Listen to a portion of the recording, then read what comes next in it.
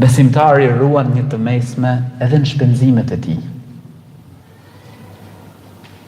Walladhina idha anfaqu lam yusrifu wa lam yaqturu.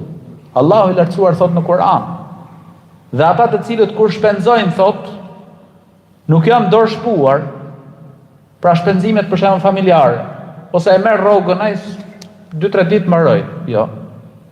Ose e shef tjetrin vetëm borxhe. Mbylli borxh hyj tjetri, ose nuk e gjen, zbohet fjalë veltrin. Robi shef shpenzimet, detyrimet familjare. Po ashtu nuk bëhet koprac. Ka vlezër, subhanallahu, më kanë ardhur, janë anku. Këtu më kanë ardhur. Motër muslimane është anku, sepse bashkëshorti nuk përgjigjet për familjen. Koprac i madh. S'duhet me shani tillë besimtari, ke detyrimin ndaj familjes, ka shpenzime, përderisa ajo s'po punon, po edhe me punu, ajo ka, ti e ke dhënë mundësi, pra ti ai që duhet përgjigjesh për familjen. Ke detyrime. Çdo gjë me pikatore. Ka ca gjëra për shembull që nuk është as e hiqshme me ti treguesi, thon. Besimtari pra duhet me qenë i mesëm edhe në këtë pjesë. Besimtari duhet me qenë i kujdesshëm edhe në fjalët e tij, fjalët që shpreh, sjellja e tij.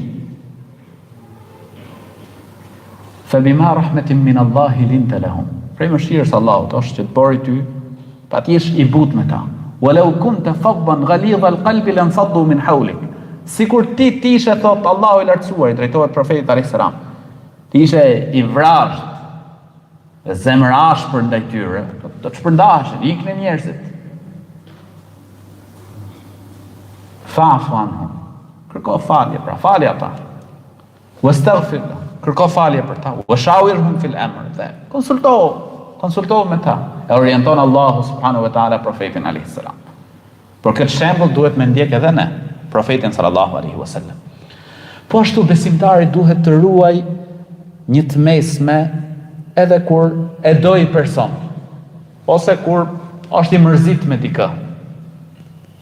Dhe vjen në një hadith profetit alayhis salam se kur ta duash dikë, pra me karar, si thon.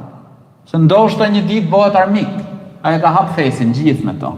Ti pa të hap fesin me to, u bë armiku jot, iku, shpërndal gjithë dynjan. Po ashtu edhe armikun e urren, nuk e do, me karar. Sepse ndodh u bë mik me ty. Ti ja ke thonë 100 zezat. Atëherë, pra robi run dhe subhanallahu, Umeri i dha njëherë një porosi shërbetorit ti.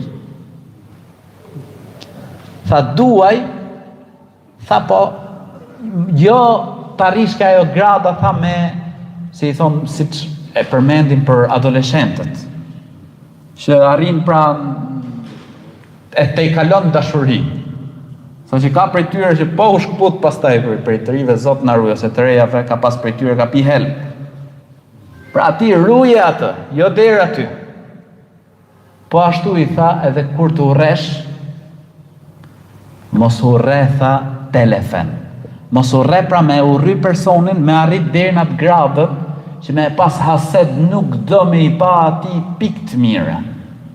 Jo me shku derë në këtë gradë. Pra të bori tëmë, bori me kufi.